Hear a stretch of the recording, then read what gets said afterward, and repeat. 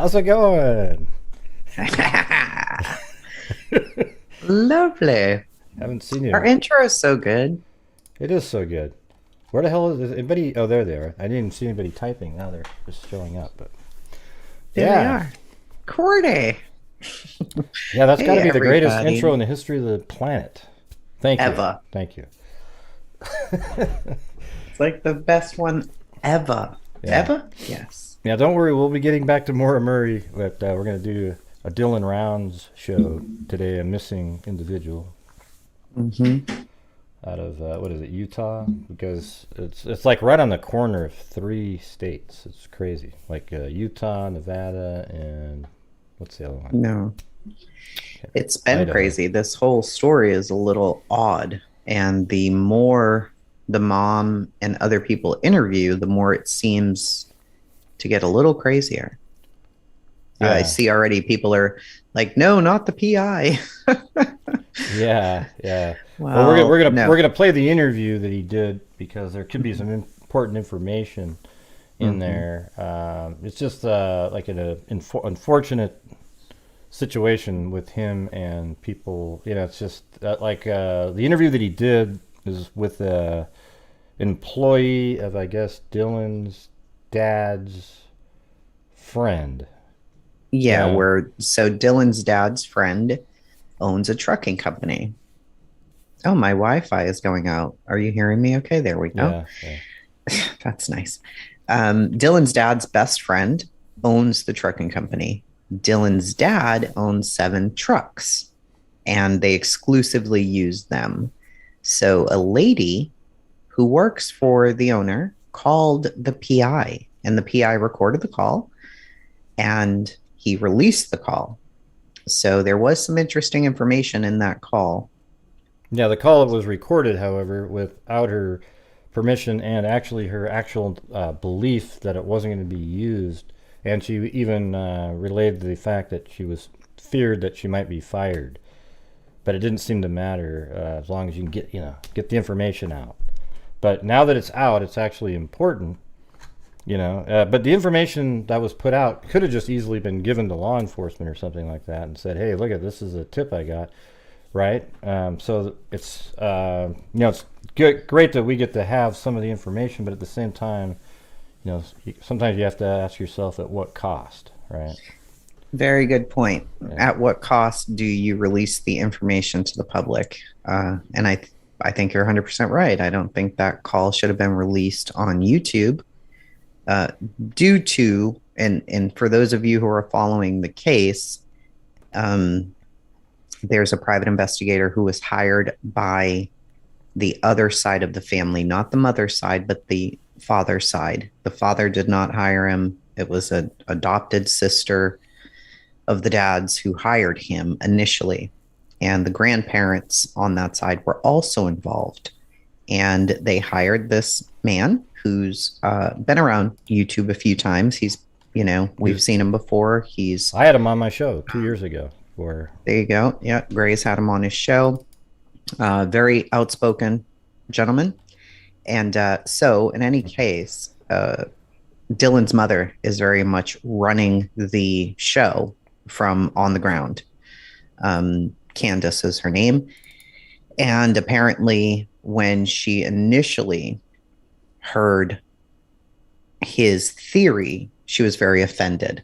So, that initial theory is on Sleuth Mom's channel. So, Sleuth Mom had a call that Candice recorded of the PI who didn't know that he was being recorded. So he's being recorded. Candice, the mother of Dylan, releases that call to a YouTuber. The YouTuber puts it online, and a disagreement ensues between the PI, who now wants to clear his name, and the mom. So, where does that leave us? The PI's theory was that Dylan was having a relationship with one of the men in town who's much, much older. Does that matter? Probably wouldn't, except for the fact that the man has quite a lengthy criminal record for some things that are not very good. Um, Yeah. so does his brother. The fact that it's a And gay relationship, though, doesn't matter. So that's what's kind of strange that everybody, no, like, they focus in on that part. It's just, well, if he was in a I relationship with somebody, then who maybe. cares? But then Yeah. at the end of it, though, it switches to something absolutely unrelated to that, right? So that's the thing. Well, I It could think the be. reason, Gray, is that the Jim, the private investigator, I think the reason he's hammering the gay word is because he feels like they're trying to deem the information irrelevant because of their religion. They don't want that information to be out in the spotlight. And he's saying, who gives a shit? I'm telling you, these guys are bad. And I'm hearing from the locals and some credible people that they're riding around trying to police the area. Could he have gotten in trouble doing that? Hmm. He Yeah. further told them that Dylan had all this cash, and it's kind of just been dismissed. So I understand he's trying to save his reputation, but at the same time, he hasn't walked away from the case. Family members allegedly have reached out to him and want him to keep going, and they want to Yeah. pay him to do it. Yeah. Well, like I said yesterday, So and Patty probably just listened to the show, as I said, the only relevance that the gay part would have would be if there was a hate crime involved. sure, That's it, yeah. To because his, I totally agree. To his specific disappearance, yes. I think it's totally irrelevant. I don't care if the 59-year-old was a woman or a man. It doesn't matter in any way. What does matter is that nobody seems to know in his family that he was hanging out with characters like this. yeah, If that's in fact true, I mean, these aren't guys who are just running around robbing a local store. yeah, They but have when you look, crimes against yeah, I don't children, know. sexual crimes against Yeah, I mean, I children. know So that that's part. I concerning. know he wants that out there, but it seems like see, he's already given the information to people, and law enforcement already knows these things. Remember, even in that thing, he played. He was told that. Let's see, it was Justin and that side of the family and the friends and everything. They all heard these recordings apparently of law enforcement interviewing people, and that wow, it brought up the Mm-hmm. part of him being gay, maybe in some relationships and stuff. So I'm just wondering what value it had for other than trying to clear his name. So to clear his name, he put it out there, and at the sake of somebody losing their job. That's the part that I bothers me, agree. because it doesn't help any. The part that might help is the money angle, and did somebody hear anything like that in the bar? Uh, I don't that know. he had that money on him. Yeah, the Yeah. people in the bar. So another thing I have heard about this bar is it's called a I'm going to definitely say the wrong word, but it's like a take home bar. So you all put your names in a bowl, whatever, and whoever's name you pick, you go home with them. Now, well, Shit. whether this is just a joke or not, I have no idea. But, could he have met somebody unsavory at the bar? Sure. There's rumors that he was talking about the money he had in his pocket. What's really the only thing we need to know is about motivation. It doesn't. Now, I'll say this. There was a call last night that Jim also recorded from Kurt's niece. And Kurt's niece said that in one instance, Kurt was dating somebody and almost killed them, or did, because they tried to leave him. Now, that was just last night, so I haven't really been able to go over it well, and her audio was horrible. But the circle keeps coming around to the Kurt guy. Yeah, I mean, those And guys have always is he seemed dangerous? they've always seemed, especially since he's the one that made the phone call right away at the very beginning, before this case was even public. So it wasn't to get in the limelight like people think. When it was Right. just a local missing person case, he called Candice up and was saying, I know who has him. He was saying that Chase has him somewhere. I don't remember the exact details, but that was such a weird thing to insert yourself like that early on, and then it turns out he's a We should criminal. go over that. Many people may not know that Kurt actually called the mother in the very beginning of all of this, inserted himself into this case. Now, does the mother even know who this man is? He's calling and saying, "Oh, I know who has him. I know who has him," and he's blaming his arch enemy in the town, whose name is Chase, the alleged barefoot get in the car guy. So now you've got these two men who hate each other, and somehow Dylan, this young kid on a farm, is stayed out of it, but instead he came out and calls the mother at the very beginning, blames this other person. I don't know. That's a little suspect too. And now all of this is coming out about Kurt and Kurt's brothers. So it is very bizarre. The whole thing is very, very bizarre. Yeah, how's the audio working for you guys? It just did this weird three thing switch on my end. It went ding, ding, ding to three different audio sources. So I don't hear good? Okay.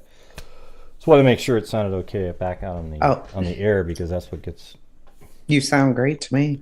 Sleuth Mom, I believe, is here, and unfortunately, there's a huge issue with Sleuth Mom and the PI at the moment that we're not going to address, but other channel holders have.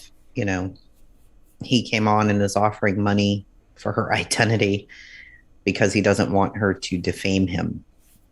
So we're not going to participate in any of that. We don't have any intent of having any of these people on our show, as far as I know. But right. Just kind of a drama type thing. But I thought it was ludicrous how he wanted to get her actual name, you know. But other than that, it's just, that's something that's not irrelevant to the case. It is.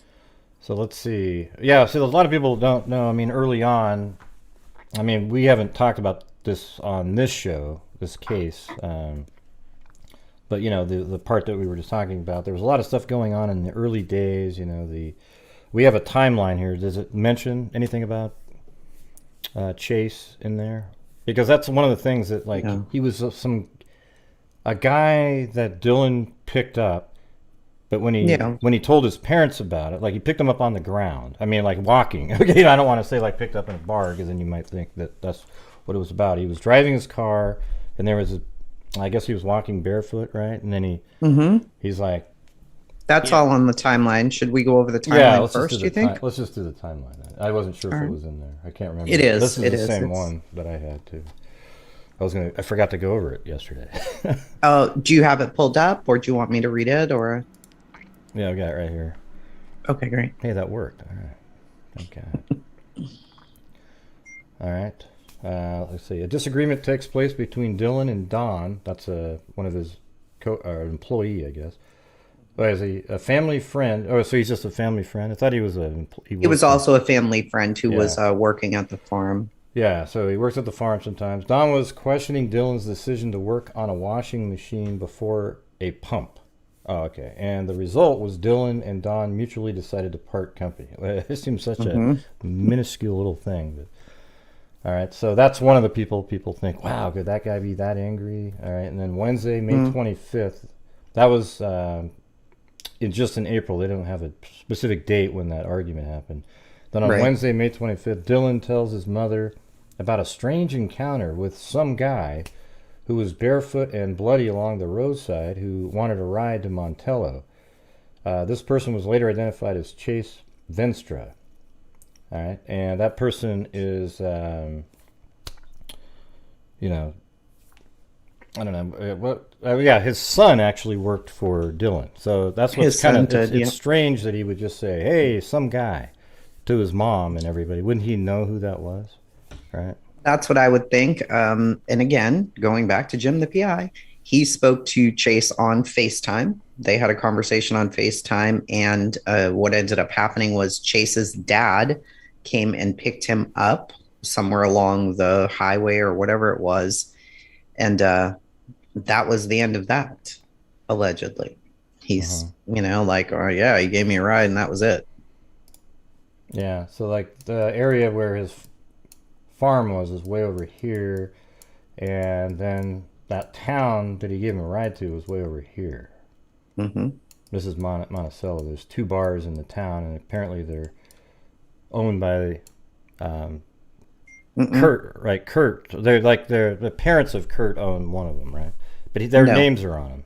Yeah, we just heard that. Ellen, a lady named Ellen owns them, but because the brothers are felons, they can't have liquor licenses, allegedly. Uh-huh. So she owns them and they run them. The Yeah, brothers run them, but it was probably like, she owns them for them, right? Like, Basically, yeah, she yeah, owns them. I don't want to say as a cover, but yes, she owns them because she's illegal. She's yeah, okay, right? right. And they're not. They're not okay. These guys. All right. So ECSO verified that Dylan was in Montello via bank account usage on the 26th. So he wasn't in Monticello on the 26th. Apparently, he had something to eat there. I don't know what meal it was. Mm-hmm.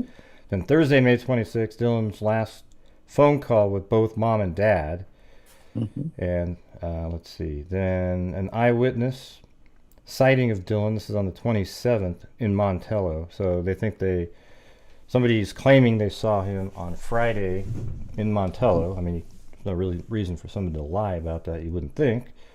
From Right. police to the family, but with changing stories cannot be reliable. So they don't really know. Right. Then on Saturday, May 28th at 6:51 a.m., a phone call took place between Dylan and his grandma. He told his grandma he had to get his grain truck put away in the shop or shed at a location 5 miles west to his farm. He wanted to keep it away from the rain and he would call her back. They confirmed via cell phone data that he was at or near his farm in Lucin for this phone call. At 3:41 p.m., ECSO released the last cell phone data that came from Dylan's phone at or near his farm. So that was at 3:41 p.m. Then 10 p.m. approximately, Chase is seen on camera 200 miles away from Lucin. But that's at 10 p.m., which is 6 hours Yeah, and 19 minutes later. I was thinking that doesn't clear him at all. It's like Not in my. not even close. I mean, that's just No. yeah. I So, thought they said in the beginning that he was seen on camera at the very time. yeah, I remember when I was reading this yesterday. I was like, that doesn't even clear him at all. No, it This doesn't. part here is pretty interesting. I don't know if Dylan is somebody that always has his phone on him, but the fact that okay, so the way this works, everybody, is here is the trailer, the same spot. This is after he got the water going, but before the trailers and everything were put up. So this is exactly where he is. And then when he wanted to put the seed truck underneath the barn, he drove straight down this road like this, took a right. This is where the helicopter on that one video, in that location where they set up the search area. Remember that early on? And then right down here is where the grain truck, where he drove it here and backed it in. So to me, the fact that it's backed in and he did exactly what he said he was going to do to the grandmother means that for certain, I mean, I am 99% certain that he's the one that drove it here and backed it in there. Why would a killer, even waste time thinking about that? So he backs it in. And then the next thing, then he goes missing, and obviously then they find his boots. But the thing is, we'll keep going through the timeline. But what's interesting is, that would have been 6, 7, 7 in the morning ish after he called his grandmother, right? Right, exactly. And then his phone pings again over here, or ish, At the farm. somewhere in this area. It's hard to know if they can pin it to that small of a location given the small number of cell towers they've got, but it's somewhere in this area. So, man, did he leave his phone at the trailer when he drove over there, and it just happens somebody maybe called and activated a ping or something like that? Possible, yeah. So we don't really know how it, where the phone was when it pinged precisely, but that's where the FBI comes in, right? All right. Anyways, So Sunday, May 29th, Dylan had not called his grandmother back, so she called Dawn, the same person from up above in the first thing here, to check on him since he wasn't answering the phone calls. Dawn and Jim, farm helpers, go to Dylan's farm and look for him, but he is nowhere. yeah, and this is the place where his camper is. See that little water area there? That's exactly the same in the satellite image on Google Earth. All right. And let's see. Don and Jim have not been able to locate Dylan, so they let Grandma know. Grandma reaches out to JD, Dylan's best friend, to see if he had heard from him. At 11 a.m., this is on the 30th, he had not heard from Dylan, so JD reached out to Dylan's mother, Candice, to see if she had heard from him. She called around to other family members, and no one had spoken with him. Dylan's parents then drive to the farm to see if they can figure out where Dylan is. A missing person report is filed by Candice with BESO during the drive down. They arrived to find the seed truck had been put in the shed, so it was backed into the shed that you see right here. Dylan's truck was at a trailer, and it had been pressure washed. The seat position had been moved very far forward to accommodate a shorter person, and there were no tracks or footprints. Pause. Yeah. So one thing that I was hearing was that the rain, this was by a neighbor who's 30 miles away, but in the same desert region, that the rain was so intense and the wind that could have easily cleaned the truck. It does not mean that the truck was power washed.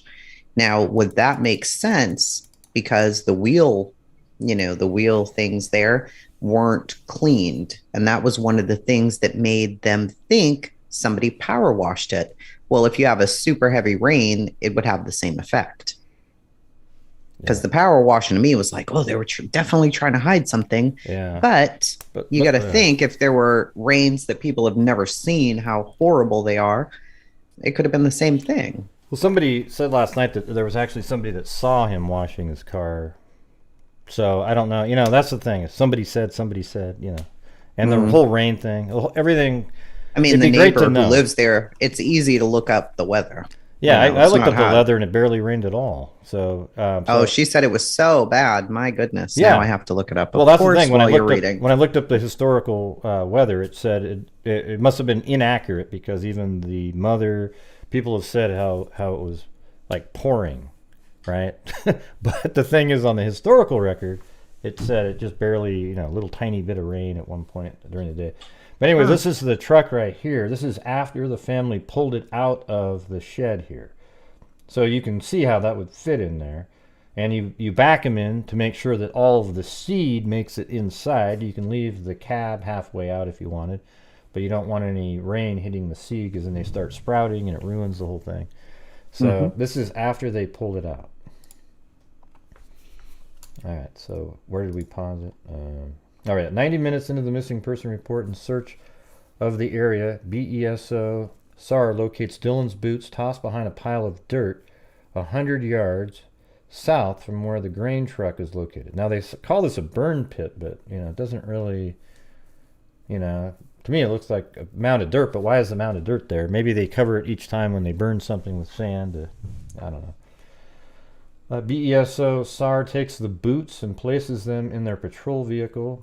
Boots would not be sent to the lab until a week later. I know that was a big issue that the mother was upset about, that it wasn't sent because, what was that about? Why didn't they send them? Why did they hold on to them? I think she was just talking to Duty Ron about that, actually. She was not happy that they waited so long. Yeah, and a person named Jaz Girlson put together this whole PDF file in a group.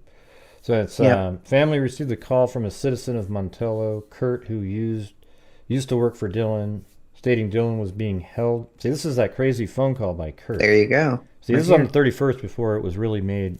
It was out in the public. Who used to work for Dylan. So I guess this Kurt guy used to work for him, stating Dylan was being held in a specific location by Chase and another gentleman in Montello, Nevada. ECSO sent out 6 deputies, but he was not there, and they searched the entire property.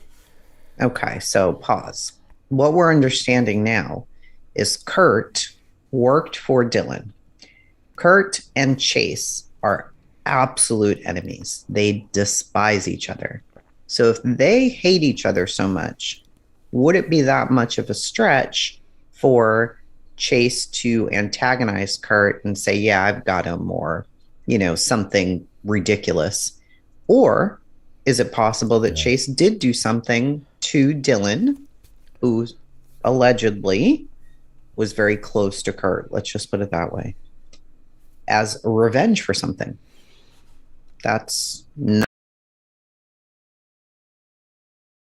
The huh.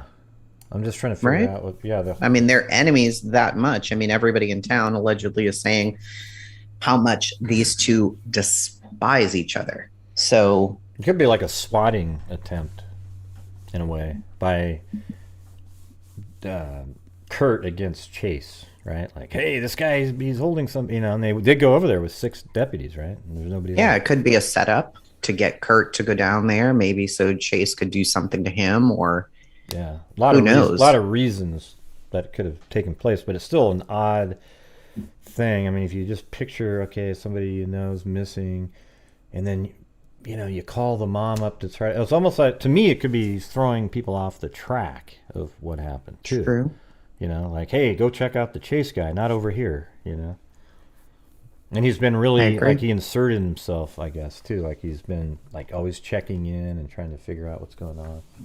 Right. And now this is a 59-year-old man who calls the mother, who people are now saying was in a relationship with the young man who's missing. He is enemies with a man who was bloodied and battered, who Dylan pretended not to know to, or didn't mention to his parents that he gave a ride to. It was important enough for him to mention this ride to his parents. This man so happens to be the enemy of the guy you're close to. To me, there are too many coincidences here. Dylan ends up in a car picking up this guy who he doesn't say who it is to his parents, but he makes sure that he tells them about it. Yeah, it's almost like he knew something was bad about it, but didn't want to give too much information for, Mm, maybe personal reasons, something, yeah, you know. I agree. It's So search week one, 5:30 to 6:04. Searches in the area took place by BESO along with Weber County Fire and Rescue, helicopters, airplane, ATV, horses, on foot, search parties, cadaver dogs. After 6 hours, they called off the search because they were 99% sure he was not in the 3 by 5 mile area search radius. 200 to 300 search volunteers of all types searching on the Utah side, including 5 private air searches until they ran out of fuel. The Diesel brothers searched with their helicopter and took video footage of the tire tracks in the wash that later ended up being from a volunteer's truck who had been searching for Dylan. The pond at Dylan's farm was drained and searched. Right. I mean, I don't think there's a chance that he's on his property. Family is told they found a drop of blood on the boots. Saturday, June 4th, Chase Venstra was arrested in Davis County, Utah, on unrelated charges and remains in custody. So a lot of times, I think police actually leave small charges on people they kind of are that are just shady people in general, and so that at any Mm, time, if something bigger comes up, they can bring him in on that charge and hold him and get information. You ever I think notice so that? It too. always seems to happen in every case. Like, Yeah. they Like brought a him. little suspicious person, Yeah, you're going to jail. yeah.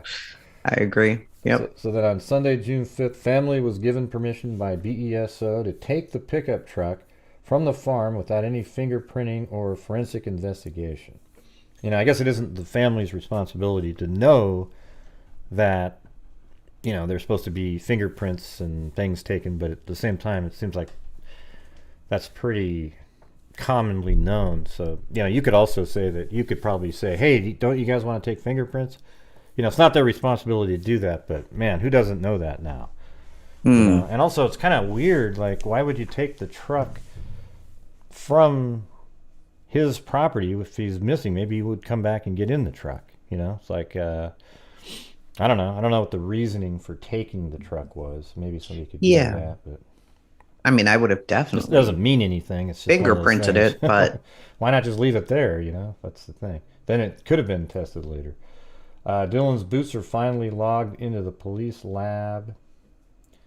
Uh, you can tell there's sort of an anti-police sentiment a lot of times in a lot of the comments made. Not all of them. One of the police departments, sheriff's departments, they like, and the other one they don't. I can't remember the names. I wish the name was written out because there's two different sheriff's department. One they've had problems with. The other one they exactly. So Candice met with ECSO for almost 5 hours, and they went through the case from top to bottom and agreed to offer additional resources for search. So I think it's ECSO and BESO, Sheriff's Office. They don't like these guys, but they like these guys. Yeah. All right, anyway. Search week number 2, 6/5 to 6/11, organized search looking for a particular bunker. It was found and cleared. So here's what I heard about this bunker on one of these phone calls. Allegedly, Kurt and that family have these bunkers out in the desert. There is another phone call. Oh, this one's crazy. There's another phone call, or during that same phone call, the PI ends up talking to a caregiver, a nurse, and she goes to the home of a very old man who lives out there. He's in a shed. She's got to go out there and take care of him. He's elderly. He's also a convicted pedophile. But she doesn't have a choice. She's still got to go take care of the man and make sure there's no elder abuse. So she goes out there, and the man keeps talking about Dylan Rounds and Kurt. That's what he's talking about. Now, she's talking to the PI about this because she's thinking he's the one on the case, so she's giving him this information. So she tells him, he tells her, and then they get into these bunkers. The caregiver lady says, I know he's telling the truth about this guy, Kurt, because there are these bunkers. And a couple of years ago, I had to take care of 2 women and a teen or a child who were held in the bunkers by these guys.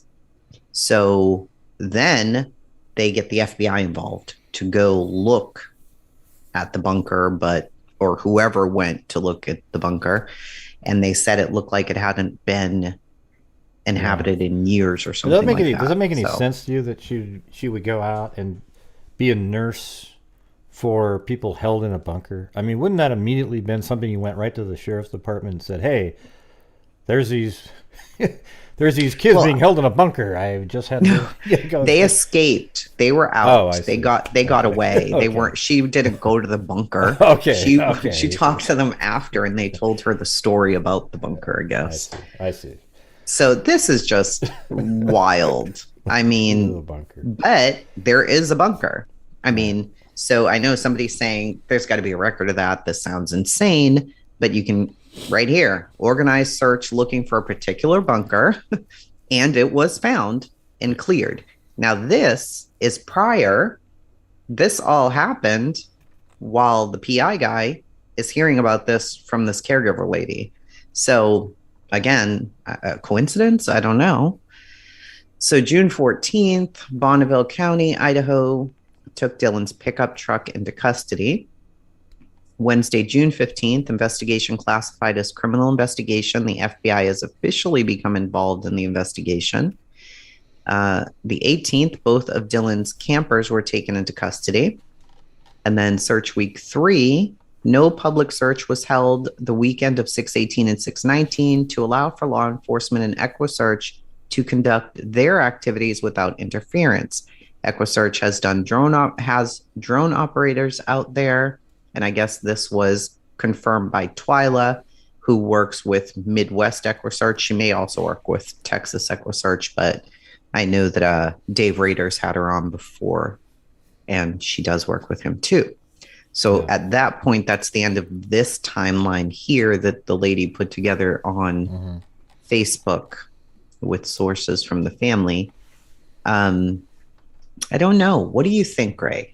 How relevant are the criminal records of the Kurt and his brothers? Well, I mean, they could be really relevant. I mean, if Dylan's hanging around with people with that type of criminal history, who knows what they could have done. Sure. So that's the thing is, one of the things that's interesting though, like, remember in the Molly Tibbetts case, there was a red shirt, and the mother. You always refer to this red shirt. I do because it's so perfectly illustrates a red herring. So you've got this red shirt in the Molly Tibbetts case that the mother said, her red shirt's missing, right? So then, but she went missing after jogging, but she needed to use the red shirt to go to work the next day. So what would that tell you? That the red shirt's missing. It would show you that she probably got up in the morning, got dressed, and that's when she was kidnapped, right? But if you get rid of the red shirt, then she went missing jogging, and that's what had happened. So you get rid of that. Now, what if you took away, I mean, the boots are there, but if they were thrown there to throw people off, then it's a red herring. So if you just wipe away the boots, then this could be anything, where he maybe just walked away. But at the same time, why would you back in a seed truck if you're going to walk away, right? You would drive there, just jump out and run away somewhere. You wouldn't go, well, let me make sure these seeds are okay, but I'm going to go kill myself. I mean, right? No, so wouldn't. Yeah, nothing. This is a really weird case. It's right up there with some of the other ones, right? Maura Murray, that kind of thing. Like, the guy just goes poof.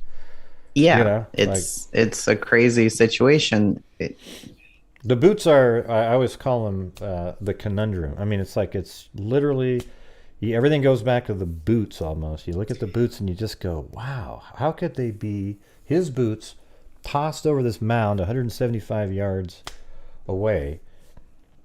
And what purpose would that have been? Why wouldn't, one of the Zozo on my channel last night said, well, why would you even leave the boots there? So if you're going to take his body somewhere, why wouldn't you take the boots too? Just dump him, and now he's just completely vanished. Instead, you leave some kind of a clue with the boots there. See? That's why do very that? Annoying. I agree. Yeah. I don't understand that part of it. Unless, so if all this craziness is true, and there are vigilante groups out there, or just a group of guys who drive around the desert to make sure that nobody's stealing stuff and doing all of that, then they're probably all pretty close. I mean, now we know Kurt worked with him on the farm. There are other criminals out there, including these Wadsworth, whatever brothers. So what if it was some kind of clue? What if it was to tell them, haha, I have him?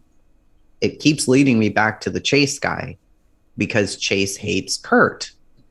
And you got Dylan here in the middle. So what if he left that there on purpose?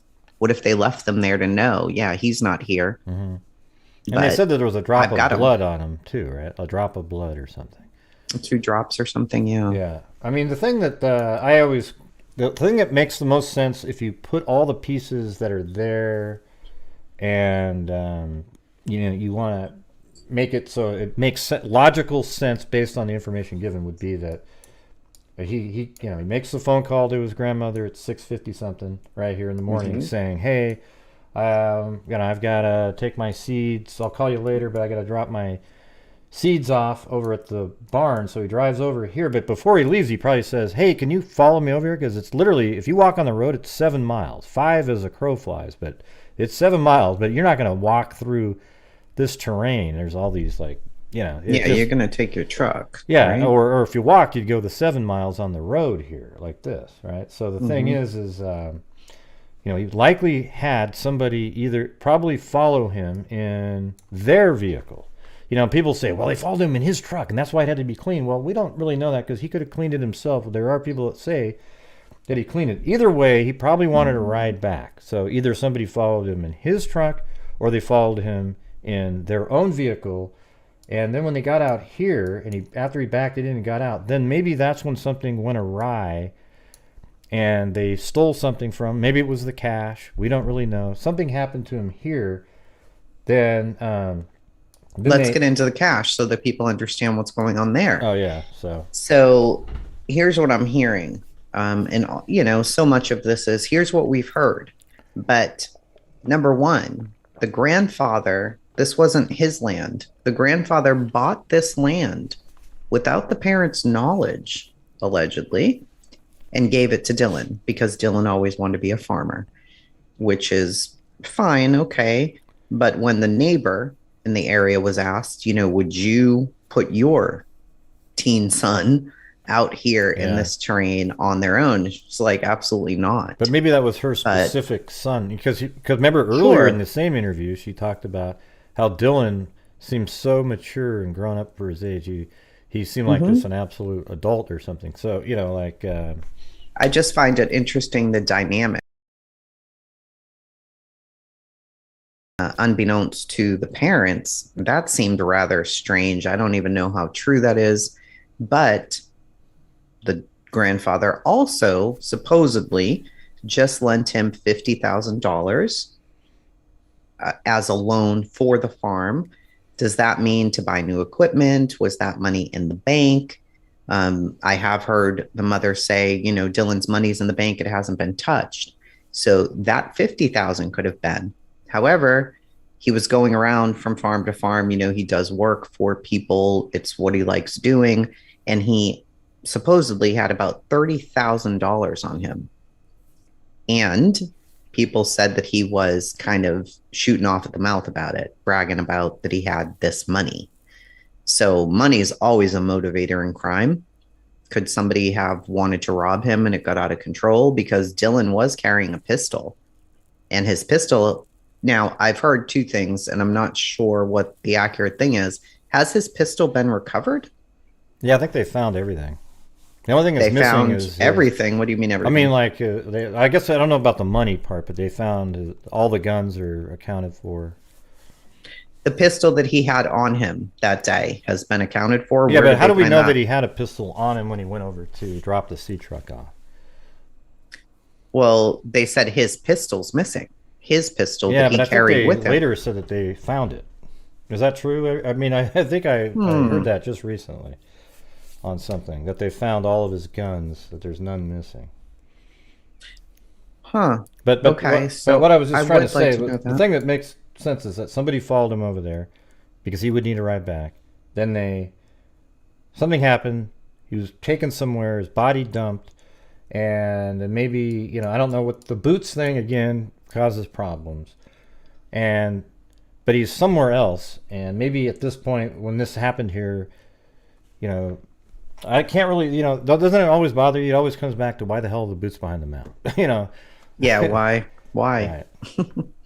Okay, so the mom said the pistol is still missing. I asked her when I heard that as well.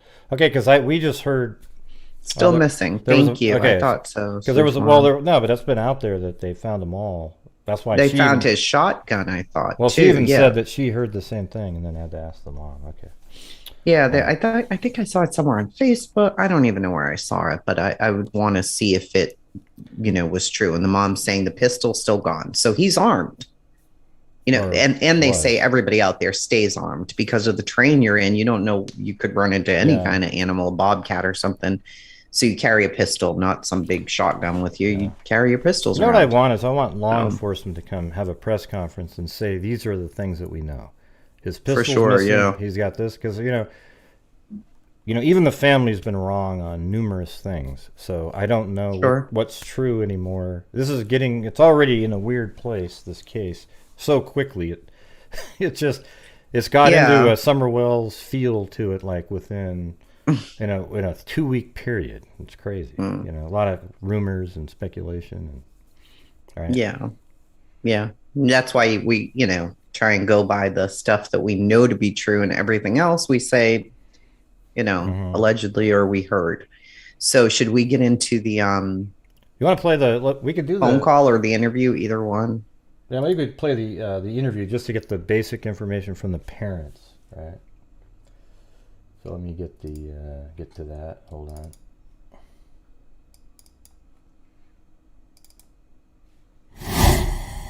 East Idaho News. I'm Nate Eaton, and today I am talking with Candice Cooley and Justin Rounds. These are Dylan Rounds' parents, who, of course, this is a story we've been covering almost a month now, which is hard to believe. Candice was here a few weeks ago. We wanted to do an update on any potential new developments and really get the word out there that Dylan is still missing. That's the whole purpose, that, here's this 19-year-old kid whose birthday's coming up in August, and we need to find him. You know, by the way, why hasn't there been a press conference? That's a little strange. In a case this old already, with so much going on, you'd think somebody would have wanted to clarify something. Get an FBI agent and a sheriff from each of the departments, you know. Boom. I don't know. Anyways. First of all, thank you both for coming here. I know you're probably exhausted, and every sort of emotion has gone through your mind over the past few weeks. Let's backtrack a little, though, and set up the situation for those people that are just tuning in or don't know what the story's about. Your son is Dylan Rounds. Tell me where he was when he disappeared, kind of set the stage. Okay, so when we first heard about it, Justin and I, when we first knew something was wrong was Monday, May 30th. Justin and our other daughter, Brooklyn, were coming back from Vegas, and I was at home, and we got a call from Dylan's friend JD saying nobody had heard from Dylan. So I got that call. I immediately called Brooklyn and Justin and said, have you guys heard from Dylan? And it was no. So the last time he was heard from was Saturday, May 28th at approximately 6:51 in the morning. He talked to Grandma. So we immediately knew something was wrong, and we all headed to Lucin at that time. And Justin, would you talk to Dylan frequently? Quite regularly, not every day, but I talked to him Thursday on our way to Vegas, and he was talking about his tractors and what he was going to do that weekend, and then his service got bad, and then I didn't talk to him again. So it was basically kind of like I am with my dad. Every couple of days I'll text or call on the phone. It's not a regular daily thing, but frequent. So, but it was abnormal, the fact that Monday came around and nobody had heard from him. Correct. Yep. So you head to Lucin, which Lucin is a very remote part of Utah by the Nevada-Utah border. What did you find when you got there? So when we got there, it was like nothing was out of place, nothing was suspicious. We figured Dylan put his grain truck in the shed like he told his grandma he was going to do, and took off walking to his camper and was out there with a broken leg or bit by a snake. You know, it's a 5.5 mile stretch. So that's what we were thinking we were going to find, was a hospital trip and, you know, a quick heart attack for everybody, but bring him home and doctor him up and good to go. So about 90 minutes into this. Yeah, just to say this, I know there's somebody's in there. People start blaming the mother and stuff like that in cases like this. I mean, it's like she has nothing to do with Dylan's him being missing. You know, I guess you could say, you know, if they had arguments and he wandered off on his own, but she has no responsibility for the physical reason that he's missing. Okay. So it's weird how people actually have theories. What possible motive would she have to do something to him?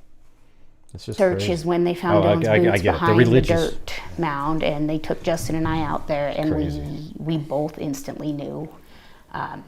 We just didn't know the extent of what it was going to turn into, because we were following law enforcement and search and rescue leads, like their way of doing things. If they weren't panicked, if they weren't making a big deal out of it, why should we? You know, we don't know. We've never been in this situation. So we find the boots. And how far were the boots from his camp trailer? About 300 yards. 300 yards? Well, not from the camp trailer, from his grain truck. Oh, from the grain truck, yes. Okay, so you've got the camp trailer, you've got his pickup truck, the red pickup, and then you've got the grain truck. Correct. And then 300 yards from the grain truck, behind a pile of dirt, is the boots. Correct. I have it. And there's blood on the boots. Well, so they have now confirmed that. We both seen the dark spot. You saw a spot. We weren't sure if it was hydraulic oil, grease, or... Like I said, we were following law enforcement's lead. If they're not panicked, we're not going to panic. So, yeah, but they haven't confirmed it's human. Okay, but there was. Yeah. And how much blood are we talking? Like if you had a bloody nose and a drop. Drip. Okay. Drip. So they weren't soaked in blood. No. But there's a little bit of blood on there. You find his boots, and Justin, when they find his boots, what goes through your mind at that point? This is real, and then they tried talking to us. Well, maybe he bought some new boots and threw them out, and these boots right here are the exact same kind of boots they were, and these are a lot worse shape than those, so I knew something was not right. So they were newer boots? Well, yeah, a year old or so. Okay, so they find the boots, and then the truck is parked there. The grain truck. Is Dylan gonna go on a walk Without how is he going to get anywhere without? Well, the not truck? only that, but the boots were found in the opposite direction of if he would have been walking to his camper. Yeah. Were the boots near potential crops? No. I mean, seed. I No. mean, They were by an old junk hole where they'd burn trash and stuff, kind of. okay. So you're worried. You're saying this is real. Something's not right here. And then what? So that search and rescue left that night. They were out until after dark. So we all went to the camper, to where Dylan's camper and pickup was, and you know, we're looking through his camper. We're looking for anything, you know. Can't get in the pickup, can't find the keys, so Justin broke the back window out of it. And To try to find anything but the guns. And Box Elder, we did have a deputy out with us at that time and asked him about breaking out the back window, and it was basically, yeah, it's your pickup, you can do whatever you want to it. It's Kurt with a And C, then okay? nothing in the pickup, nothing in the camper, I looked it nothing. up. I mean, It's like on I the- said, it was like everything was left perfect, and Dylan was just gone. No phone, no wallet. Correct.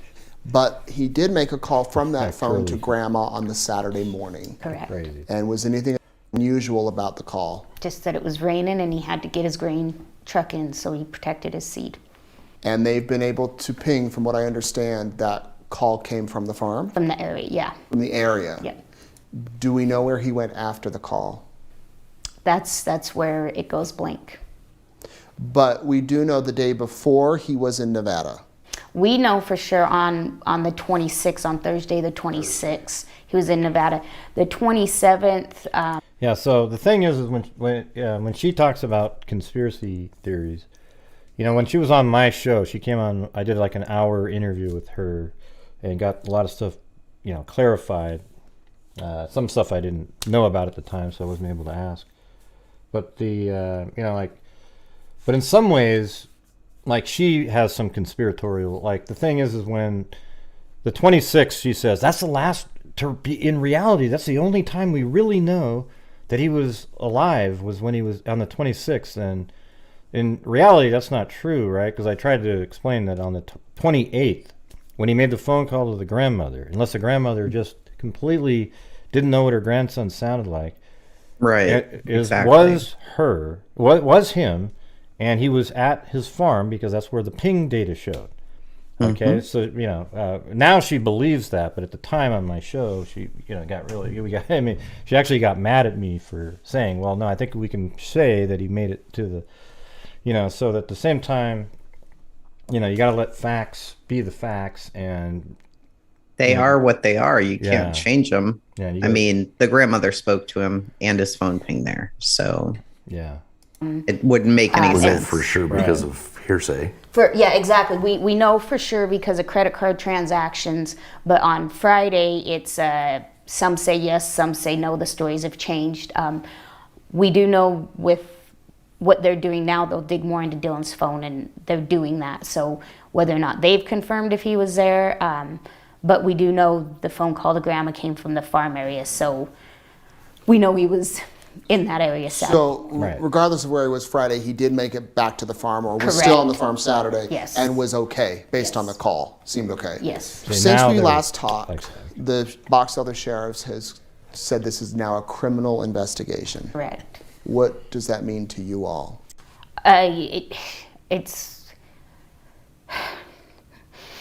It's terrible. It's terrifying, but it's also got us the help we need. Yeah, it's Box Elder Sheriff's Department are the ones that they have problems with, and Elko Sheriff's Department are the ones that they feel like have been helping them the whole time. But hopefully they're all just working together now, and the FBI's in there. Finally, the FBI's got involved. It feels like something's going to happen now. With Box Elder, it didn't feel like anything was happening. I don't know what they were doing, but yeah, it's Because it was considered a missing person, Right. Which is a different status. Right. that's why we discussed about getting into the media Yeah. and Was to get letting help. That's when it people was know put out yesterday. who Dylan was. You know, because I think it was. that's why we got into the media, and to get the FBI involved and to let people know who he was and that he wasn't the kid that just took off for a week I- to do dumb stuff. I've told people in recent interviews that it would almost be comforting if we had that thought, like, hey, Dylan's mad at us, or Dylan doesn't want to farm anymore, or Dylan had a breakdown and we're going to find him, but we don't even have that. Yeah, that's what I always say too. Like, once you can place him at his farm on the 28th, the stuff prior to it is way less relevant. But it could be that, you know, things that happened in the towns and stuff when he was there led to. But he did make it. He was at his property on the 28th and called his grandmother. Things seemed fine. He just needed to move the seeds to a barn, right? Mm-hmm. So and his phone never pings anywhere else outside of that area, correct? No, just again, I guess it just pings at the 3:40 or so in the afternoon. To get 3:50 maybe at his in the area. 3:41. Yep. Yeah, in the same area. And this kid, based on talking with you guys, going through Facebook, seeing his photos, it seems like his passion was that farm. It was. Farming, Those are being stocked outside. fish. There's no way fish don't look And like as that. you mentioned last time, Candice, he wasn't into video games. I mean, he wasn't into partying. He wasn't into any of that stuff. So what's happened since we last talked? We spoke. You guys were going to do a big search out there the weekend or two ago. Mm-hmm. No hints, no clues? No. We had, Elko came out and helped us organize that search, did the grid search. They assigned everybody areas. There was a few suspicious things they went and looked at that didn't turn up into anything. And then it was that Sunday that I was told the FBI had reached out, and that was all the information I'd gotten, was the FBI's reached out. And then by Wednesday, I think it was that Wednesday, we were in touch with an agent, and things finally started happening. So the 15th is when Box Elder came out. It was criminal, and that was after the FBI got involved, but they'd lost 17 days at that point with the same evidence they had 3 days into it. So, you know, they did take Dylan's campers. Finally, when the FBI came, when the day the FBI FBI arrived, they took the campers. What about his trucks? And I reached out to Bonneville County, and they reached into ISP, and they have the truck. The pickup. The The pickup. And then the tractor he was driving, I don't know if I've reached out to ISP and stuff to go check the ECM on that to just get an idea of when that tractor was running. I haven't heard anything about that yet. It's in Rupert. That might give you a clue there. Give an idea of when the tractor was actually running. You think about something like this, and I'm sure it's gone through your mind. Was it an accident? Was there some sort of accident? There's also the possibility of suicide. And I mean, it's out there. You look at all the options, there could be that, and then there's criminal. Right. Homicide or something nefarious. So Nefarious, all right. Have all those situations gone through your mind? Everything. Except suicide. The suicide The has suicide not. Cease and desist. Kidnapping, he's in a building somewhere. I keep getting texts and calls. He's in a building in Montana. I mean in Montello. And Which is what you're hoping. Suicide Right. had never crossed my mind. Not one time. Never any sign of mental illness. Never. No. So that leaves the accident or the criminal, which now that they're saying it's criminal, I mean, what do you think happened? Somebody did something. I mean, and We kind of got to keep some of what we think to ourselves. We got to keep some of this because we know a little bit more about some of the stuff than we can't release everything. My main goal is to just find out who did what and make sure they get what they got coming to them with the law, I do own or the whatever. Yeah. I mean, the main goal is to find Dylan. Don't get me wrong. That's the first and only priority. And when somebody tells me he's in the shed or something, I wish that it was true, but I don't know if that's Well, we haven't received any ransom or any... Or no ransom, people wanted to help. And Yeah, so it wouldn't make sense that somebody's just holding them to hold them.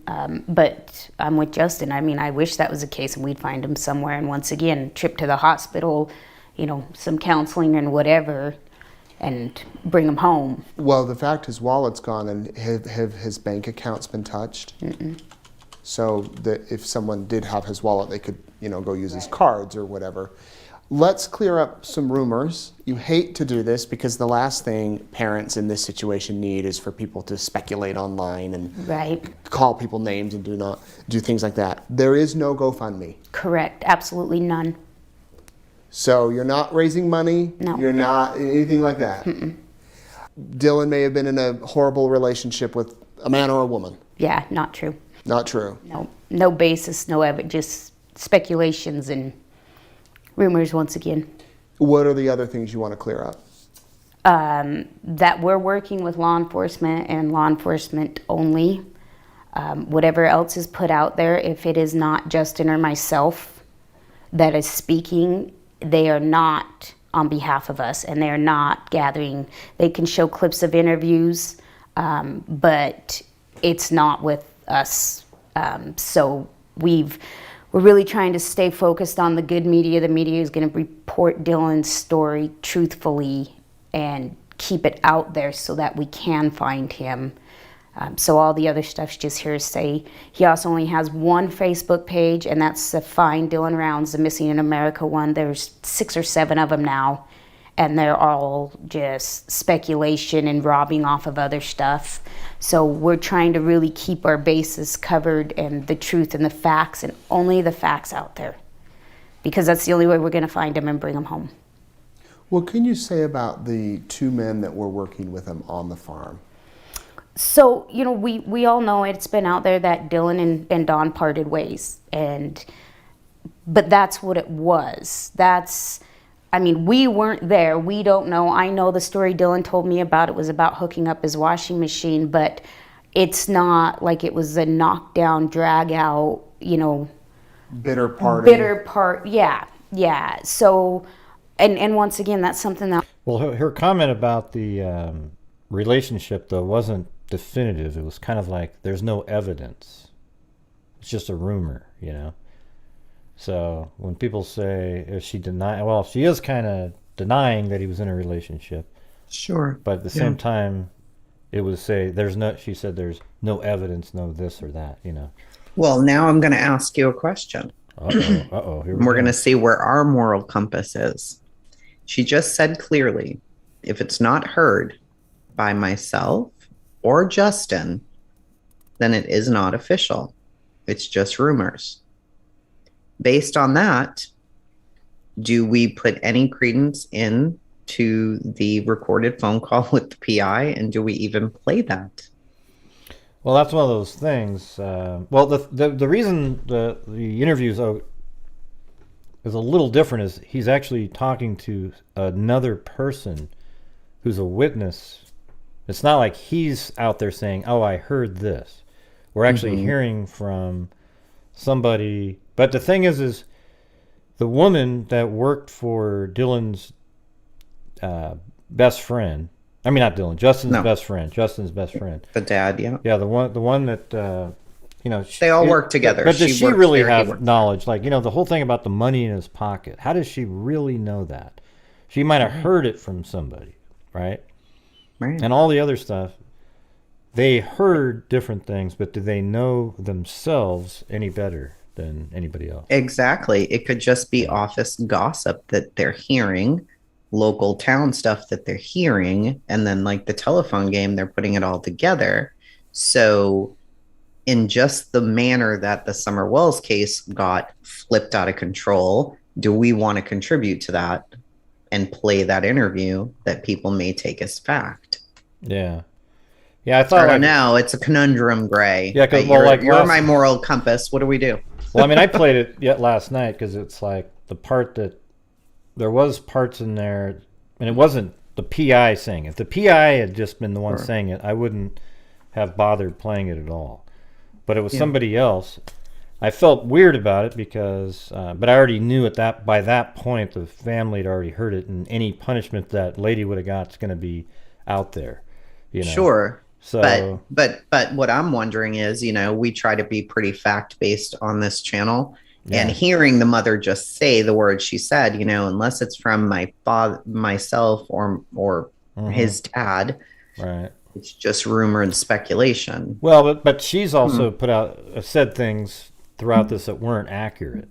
So it's like, well, what do True. But you said something and that wasn't accurate. But we only can do that. I don't know. It is a weird question. It's a weird question. Yeah, I'm kind of stuck there right now. Not a weird question, a good question. Just because how these cases get so quickly, spiraled out of control, and I'm just like, ugh. This one, you can tell already, there's a lot of craziness already with this one. So I don't know. What do you mean, Boston actress? She says, I hope we're still friends, Gray. Like, what does that mean? I don't even get it. Who said that? Boston actress. I don't know what that means. Like, what happened? Did something happen? I just saw you yesterday. Anyways, you have to explain that one to me, Boston actress. I have no idea. All right, here we go. Law enforcement has to decide, because we're not investigators and we're not the ones that can, look into backgrounds and past other things to say, hey, we need to look at this.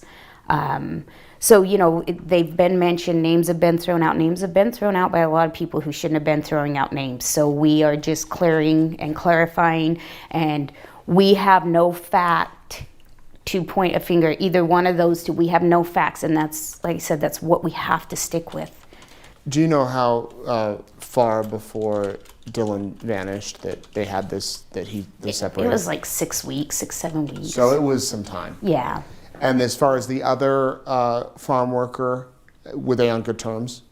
So he just helped him off and on. It wasn't like he was there full time? Yeah. By the way, everybody, right at this moment, can you hit the like button, please? All right, it's not going to be hard. You definitely don't want me to hit the auctioneer button. I can tell you that. You don't want to hear that, please. Okay, because look, we've only got 200 and something likes with almost 700 people watching.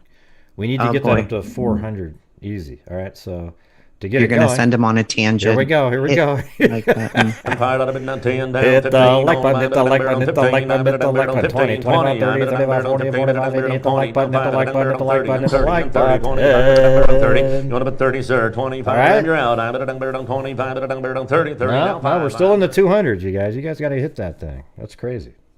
It's not hard at all to just hit the damn like button. Just take your thumb, press it. All right, it's easy. All right, here we go. No, he was just kind of when they needed help. Yeah. So it's turned into like it was this huge farm that Dylan needed all this help running, and that wasn't the case. Dylan could do most all the work on his own. He needed some help mechanicking and like putting together main line. That's more than a one-person job. But other than that, it's one pivot. Dylan could handle it. So he was doing it most of the time. He was there by himself. Correct. Yeah. And what about people that he may have had interactions with in Nevada or there in Lucin? So in Lucin, there isn't anybody. There's nobody. No. It's those two no people. Bar. There's no buildings, nothing like that. Yeah, it's like the Osgood area, only no gas station. There's nothing out there. Nothing. And then as far as Montello, I mean, you're talking an itty bitty town. You're going to go into town for lunch and you're going to socialize with whoever's in that bar restaurant because it's your only option. They're the gas station. Yeah, they're the gas station. Doesn't matter who's there. You're going to talk to them because there's nowhere else to go. So, it's hard to pinpoint and say, who else could he have known in Montello? Well, whoever went in and ate lunch, and on the day he was in there eating lunch. A guy in Montello was helping him dig his main line last fall, and his backhoe was out there, and he helped him fill it in and a few things. So, I mean, there was a guy in Montello that was doing some stuff with Dylan as well. But I had never heard anything ill. I mean, I had a little run-in with one of the guys. What did he just say? Could he have known in Montello? Well, whoever went in and ate lunch, and on the day he was in there eating lunch. A guy in Montello was helping him dig his main line last fall. Is that Kurt, maybe? I don't know. And his backhoe was out there. And not a lot of people live there. He helped him fill it in and a few things. So, I mean, there was a guy in Montello that was doing some stuff with Dylan as well. But I'd never heard anything ill. I mean, I had a little run-in with one of the guys that worked for Dylan 2 years ago, and I was looking through my texts, and Dylan defended him pretty good and was pretty upset with me. But so, I mean, I don't know what that's worth, but. So Wait, what's he that never part again? Let me see. When I was looking through my texts, and Dylan defended him pretty good and was pretty upset with me. But so, I mean, I don't know what that's worth, but. So he never called you guys and said, "Oh, this guy's giving me problems." Or he never explained about any run-ins with anybody out there. I've never heard anything. Nothing. Why do you think anyone would target or go after your son? I don't know. That's what makes it so bizarre. There was never any,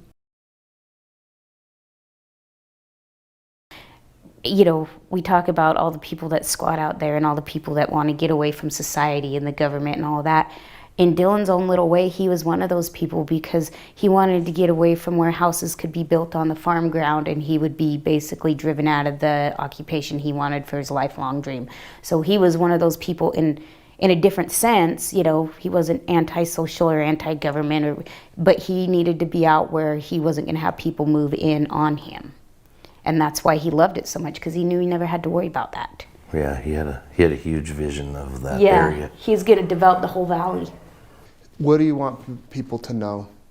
Just to stick with the facts, stick with the good media, keep up on it. If you hear something, call in. But we don't want this blown up to this crazy, insane theories. We need to stick with the facts and find Dylan. Somebody out there knows something. Exactly. And what would you say to them? Just come forward. I mean, we got to have something. We need a direction. We need even if you don't think it's important and it's the smallest little piece of something that's factual, we don't need to hear for the, millionth time, is he in the grain truck? Or check the silos. There are no silos. Somebody out there is, and they're seeing the media, and they're seeing this and they're holding it in. Like, this is our son. Come, tell us. I've had a lot of people text me. Just last night I was texting some people, and they're trying to help, and I think they are, but a lot of them out there don't want to talk to the police, and I don't know what to follow, and back and forth, and I mean, I've been everywhere out there, in places I would never want to go again, and I wish they would reach out to the law enforcement if they really thought they had something. I don't mind them reaching out to me, but I can only be so many places at so often, And you don't want to use all of your time to chase down all these rabbit holes. We have been a lot, and I will, but I'd like some help with the law enforcement to look into when they hear some things. It seems like they just think it's nothing. That has been a problem. We have had some stuff that actually needed to be looked into that they've called into Box Elder and they don't get a response from them. Yeah, we got multiple times. Something that we know that we don't want to share has been called into Box Elder, and they never responded to the people, and they finally reached out to me. The people did? Yeah. I had some information, and so that has been an issue. Are you planning any more searches? As soon as we have somewhere to send the volunteers, we've got to have a direction. We can't have people go out and roam. Yeah. That's kind of how it was the first weekend. We didn't know terrible. What to do. We just decided to ask people if they were going to go out for the weekend, come here and go out for the weekend and drive around and let's just look. Yeah, it was terrible. We had no idea what to do or where to go. We've never done this before. Yeah, and we didn't have help from law enforcement. I mean, it's like we said, we are not exaggerating when we say they left us in the desert. The literal desert. The literal desert. Yeah, so like I said, we are getting the help we need now. And it's been the media that's got us there. I think it would have been swept under the rug as a simple another 19-year-old that walked away had we not pushed. The media, you guys have helped to get the FBI involved, I do believe, and I appreciate that. Well, there's definitely an interest in your story, in your son. I mean, there is an interest. People want to know where he is and if he's okay. And here we are nearly a month later. Can you believe it's been a month? I know. It probably feels like 10 years to you in a way, Yeah. but one day to you? I mean, what has it been like? Like I said, in waves, some days it feels like a year, some days it feels like just yesterday we started. Yeah, it's all a blur. Anything else you want people to know? No, we'll keep updating and keep moving forward, and hopefully we get some more drones out this weekend, it sounds like, so that'll be good. You've had drones, you've had dogs, ATVs, Helicopters, horses, nothing. Nothing. Not anything. And that's one other thing we're waiting on right now for EquiSearch is the invitation for the new pilots. I did get word of that right before I got here, that's what EquiSearch is waiting on, is for Box Elder to say yes for every pilot, because EquiSearch is very particular on how they do everything, and these drone pilots are too. Like, they need a yes from law enforcement. They need a law enforcement around with them so that the evidence can be used. Yeah. So they find something. Mm-hmm. So we just, kind of feel like we're running on Box Elder's timeline instead of them running on Dylan's. Like, let's get these guys out here. They're lined up. They're ready to go. Let's go. Yeah. So.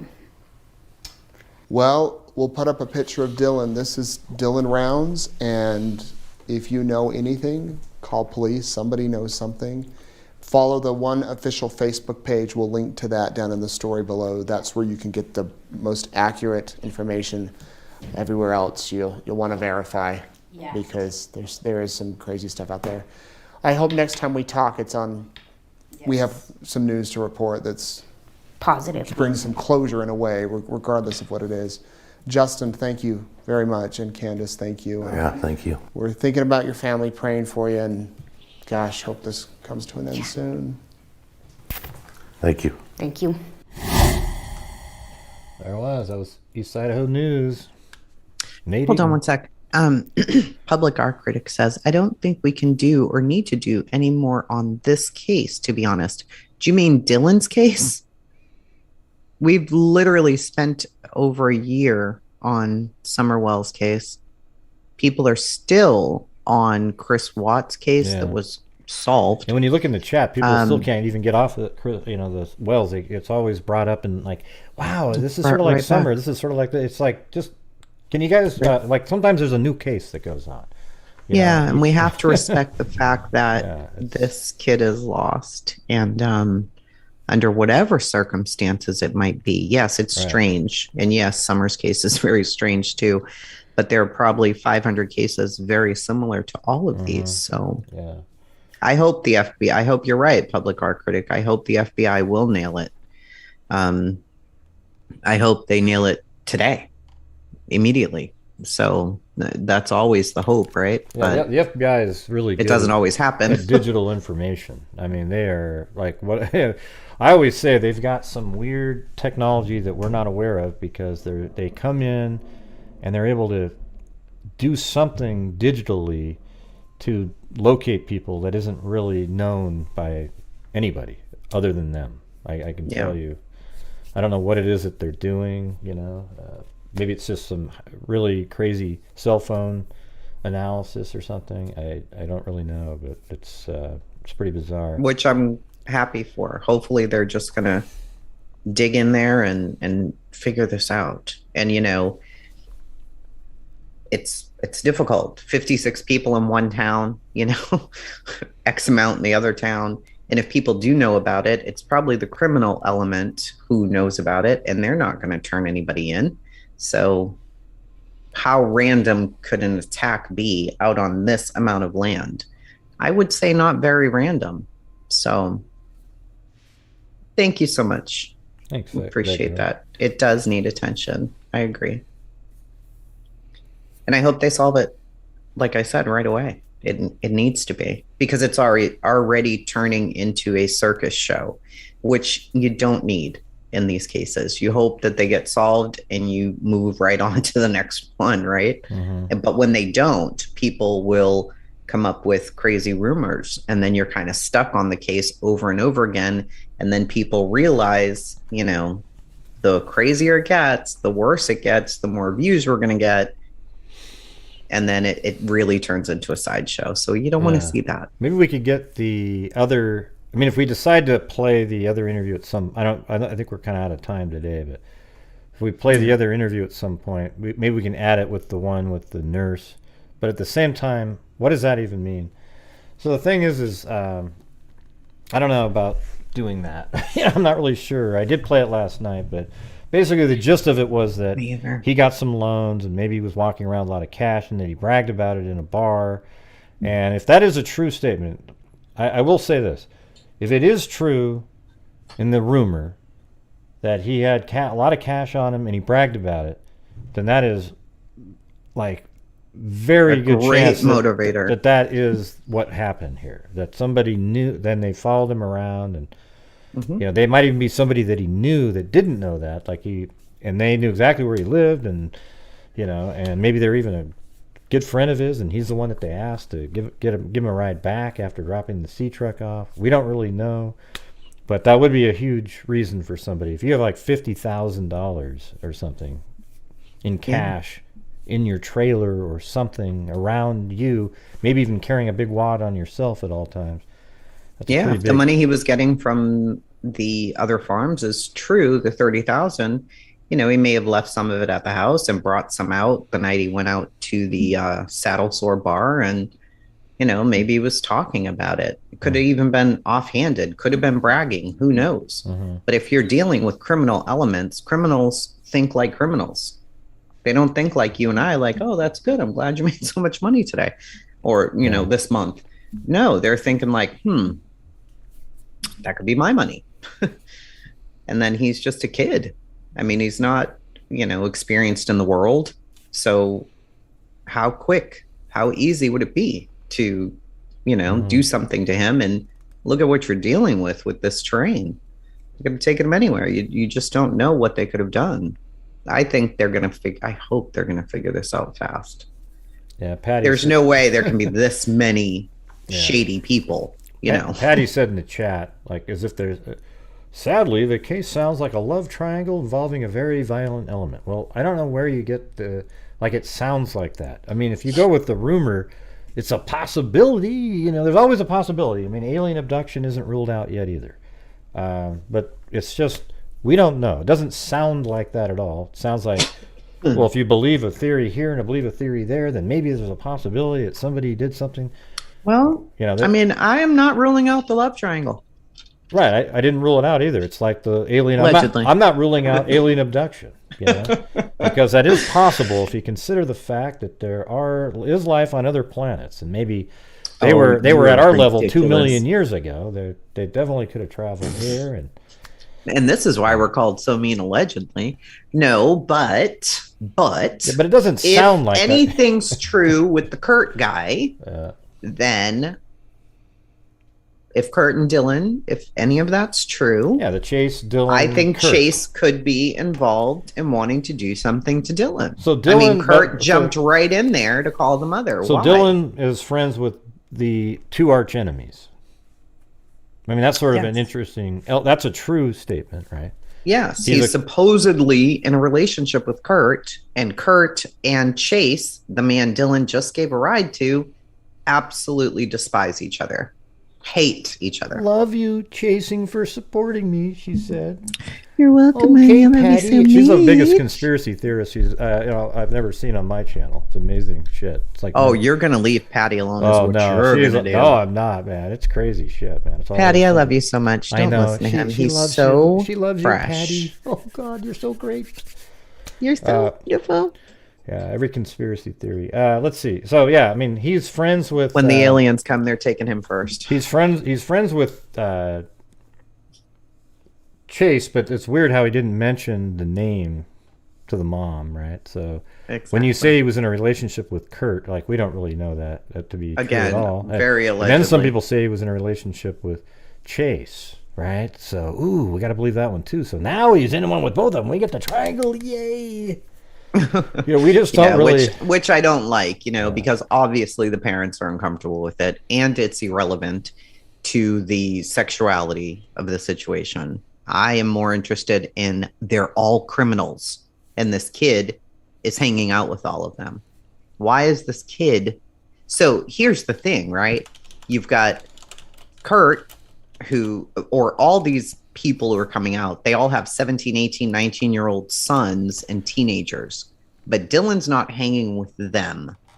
He's around these adults who have criminal histories of theft, domestic violence, stalking, pedophilia, enticing minors. Yeah, it definitely seems like it could be related to one of those. Bad. I don't know about, when you say a love triangle, that's the part where I'm like, nah, I don't know. I think it definitely. Well, you got to remember too. There's only so many letters you can put in the comment, Gray. What do you mean? You can have no, but you don't say it's a love triangle. You could just say it could have something to do with Chase or Kurt because of their past of being violent people, and who knows what they would do. Maybe if they found out that he had money. Of the employee that left, maybe he was disgruntled. You have all that stuff, but to say now if at the very end it very well could turn out that it was a love triangle. I just don't think the information at this point strongly suggests anything like that. Okay, so there you go. You guys can believe whatever the hell you want, though. Oh, we will. Oh, I'm sure you will. Oh, you're right. The conspiracy leaning. Yeah, chasing. Look it. Yeah. Let's see. Look it. Look in the kitchen. Remember the Starbucks cup in the kitchen? Oh, yeah. That never moved, though. That was crazy. You know what's crazy about the Starbucks thing is I actually proved that it was there for like 2 weeks and did not budge, even though the police put stuff on there. We're taking pictures of like the bracelets and everything. Nobody just thought to move the cup over.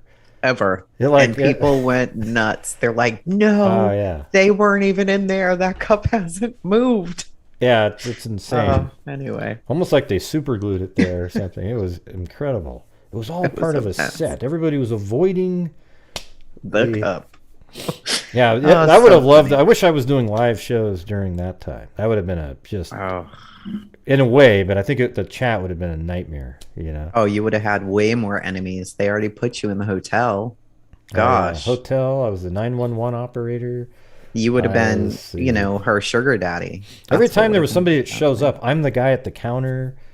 Like this really old guy with like white hair was at the counter, but he had a hat and glasses. Oh, that's Gray, right? Just such ludicrous my goodness. Stuff. Did they ever turn over the phone? I don't know. Yeah. Okay. Well, it's been lovely. Yeah. Hey, Patty, if it turns out to be a love triangle, I'll send you a notebook, all right? We're going to send you money if you're right. No way. There isn't a nickel. Gray's money.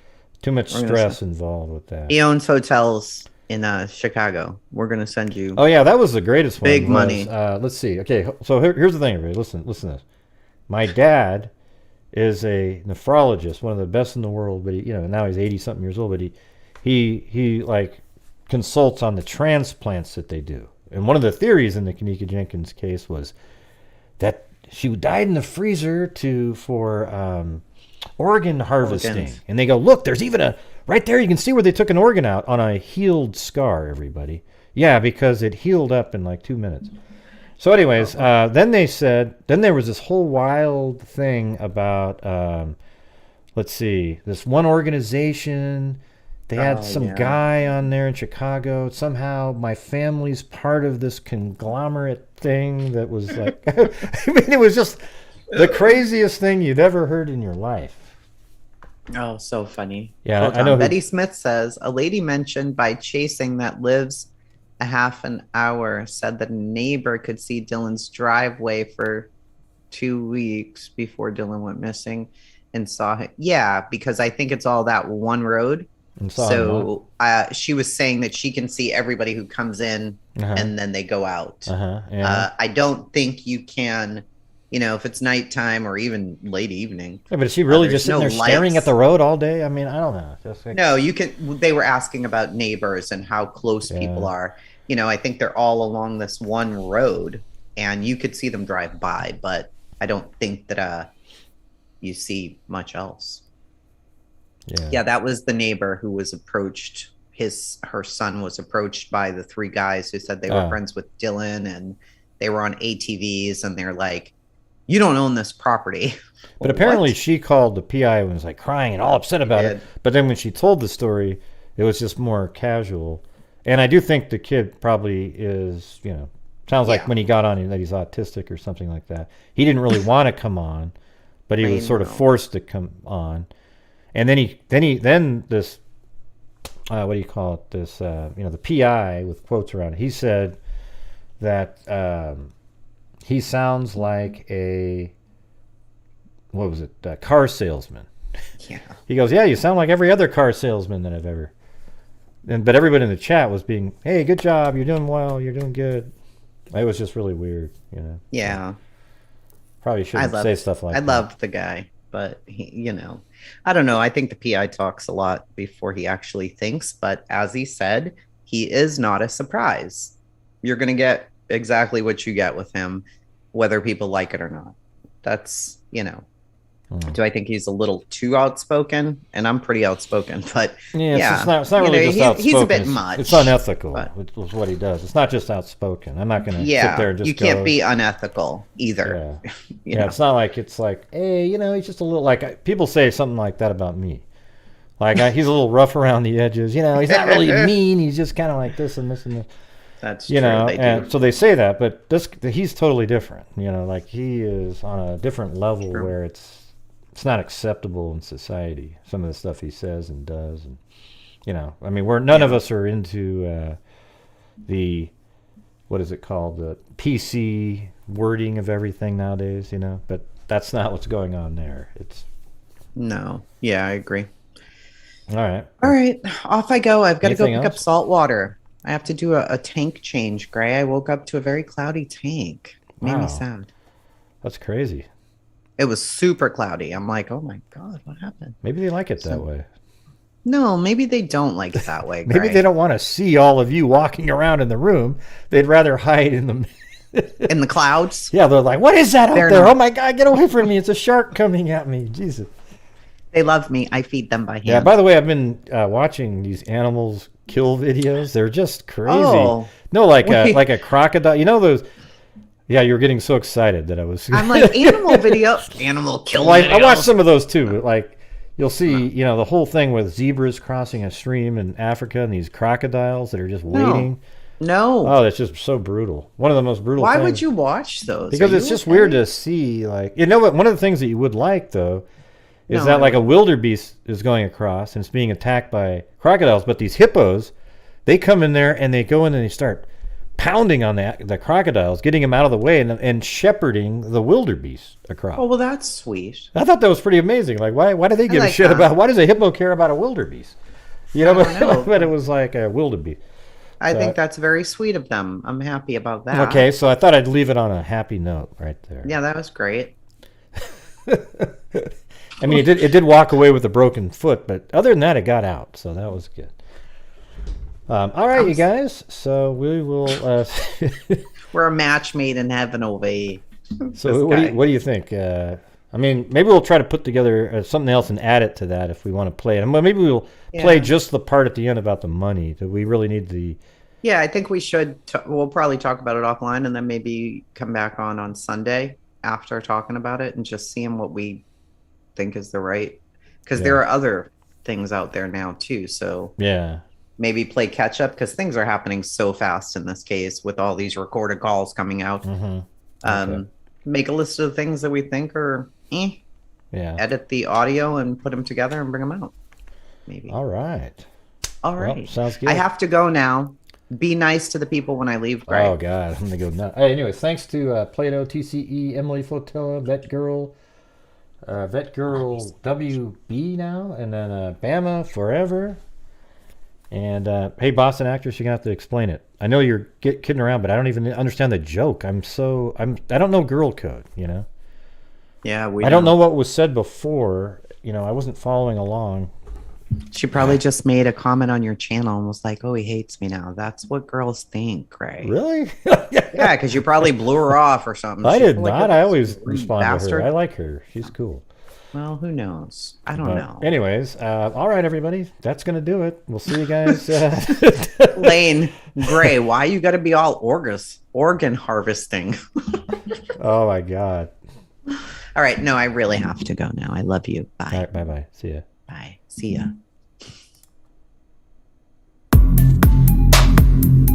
And I'm leaving too.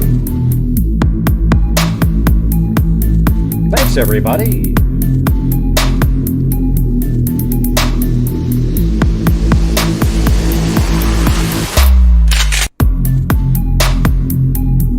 Namaste.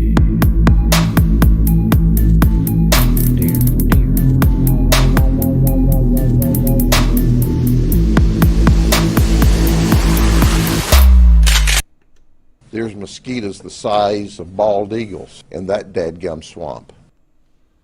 Be safe out there.